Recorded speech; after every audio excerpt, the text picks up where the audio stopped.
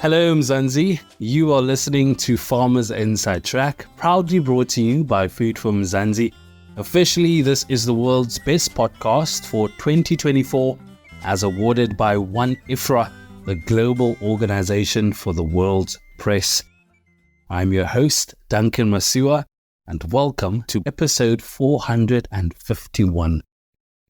In a small Swiss hotel garden with the Jungfrau mountains standing tall in the background, Michaela Sandmayr, a grain and crop farmer based in Austria, sits down to share her story with me. Though her heart belongs to her family's farm in Austria, Sandmayr is not just farming. She is helping farmers do something they never thought they needed, and that's better communicate their stories to the broader public and industry. Here's a snippet from our interview. I'm sitting across Michaela Sandmayr, taking me through her website. She's the founder of Landwort. So hi, it's really nice to meet you all. I'm a farmer in Austria, so right next to Switzerland. I'm also the founder of Landwort, which is basically means like Landwort. So Landwirt is the word for farmer in Germany. And Wort is like for word. So we try to be clever to come up with the name, but it doesn't translate. So I'm sorry. It's maybe not so clever anymore. Love it. It's definitely catchy. It works. So farmer, Sam, that's quite new for you. You grew up on a farm, but actually taking over the farm or being part of the farming business is something that happened quite recently. You've been doing something else. Let's start there with the work that you do with farmers. We founded Landwort to try to give farmers the tools they need for communicating. So my business partner and I, we firmly believe that farmers are the one who can really talk about farming. So they are on the farms, they work every day, so they should share their stories. So what we do is we try to make some workshops and give you the tools you need to do so. I'd like to understand why you saw this as an important thing to service to provide farmers. Because in my mind, I'm thinking, back home, if I go through the list of farmers that come up in my mind, a lot of these farmers, they are doing amazing things. They are excellent farmers. And it's farmers, that the world should know about. But they often don't know how to tell or communicate their story.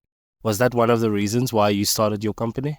It's exactly the story. And we're one of the businesses that it's most talked about. So everyone talks about agriculture, but basically, no one talks with the farmers, and we really wanted to change that. Tell me a bit about the farmers that you help. I think you've assisted over 2,000 farmers by now? Oh, yes. Yeah, actually over 2,000. I mean, I always can't believe it when I say it out loud. Yeah, but step by step, we helped some, and they are really amazing. So they are basically like you described them at home, like really hardworking, dedicated to the product, to their animals, to their farms and their families. And yeah, just lovely people overall. I love that. So take us through what you provide. What are the services that you provide these farmers? So normally we start the workshop, the question, so how do we communicate? But I firmly believe it's the wrong question. It's not about how, it's about what. What do we want to say? So we try to come up with that and find the messages you want to tell people. Like, what do you stand for? What do you believe in? What do you do on your farm? Maybe differently. And what is your story? And when we know that and really reflect on that, then we have a starting point, and then we can think of, okay, how do we communicate stuff? And then it really depends on the person, on the farm, on their goals and on their messages. But mainly social media, storytelling, writing, interacting with journalists, or just public speaking. Now, Michaela and I are having a glass of water while we're having this conversation, and I'm going to take a sip because it's quite hot in Switzerland.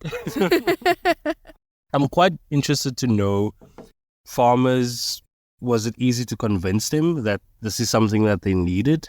Tell us a bit about that. It really depends on the farmer. So some are really active and want to communicate more, and also want to gain a recognition for their work and be accepted as them as people and for the way of farming they do. Others not so much. So I try to sneak in as much as I can in other courses or education systems. So I also teach at the university, or when farmers get the diploma. So in Austria, you have to get a diploma for farming before taking over the farm. So yeah, I try to do that, and also go to schools or specialized courses. When they can't run away from me, then I'm there. And but I try to make it as good as possible for them. Yeah. So Normally they don't regret it. Yeah, I love that.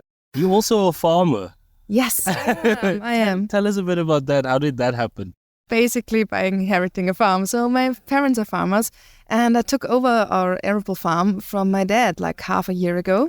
And yeah, for now I like really to dive into that and try to understand everything, like do every single thing for myself and understand what is going on. And your focus, are you into animals or is it crops?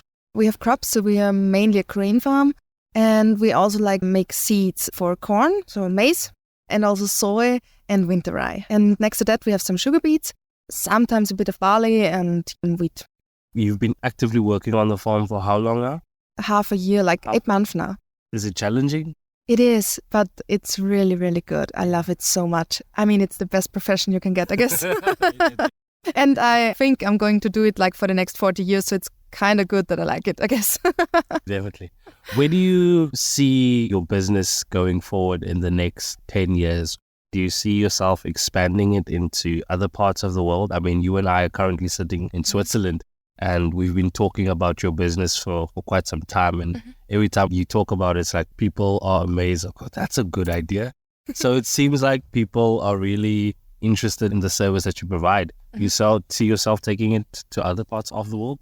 I would love to do that. So for now, I'm mainly operating in Austria and like in all of Austria. And we are quite a small country, but we are highly diverse.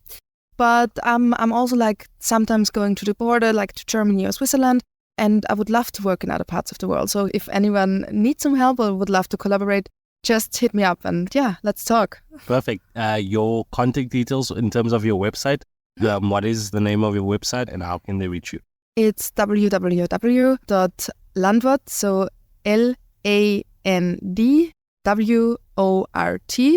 LANDWORT.AT, so for Austria. I really love to get to know new people, like especially farmers from all over the world, because it's so interesting how different we all are, but also like how similar. Everyone's working so hard, like trying really, really good. Yeah, that's nice. Michaela, it's been lovely chatting with you, and I've enjoyed getting to know you, and I look forward to what you see in the future. What one time in the future we'll eventually see each other again, and you'll be far from where you are now in terms of your business. So all the best. Thank you so much. Thank you for the chat.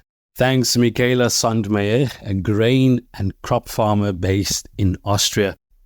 You can, of course, read more on this topic by visiting www.foodformzansi.co.za. And that's a wrap. Remember to subscribe to our podcast on your favorite platform so you never miss an episode. From me, Duncan Masiwa, our technical producer, Megan van der Vent, and the rest of #Team Food For Mzansi, as always, thanks for listening.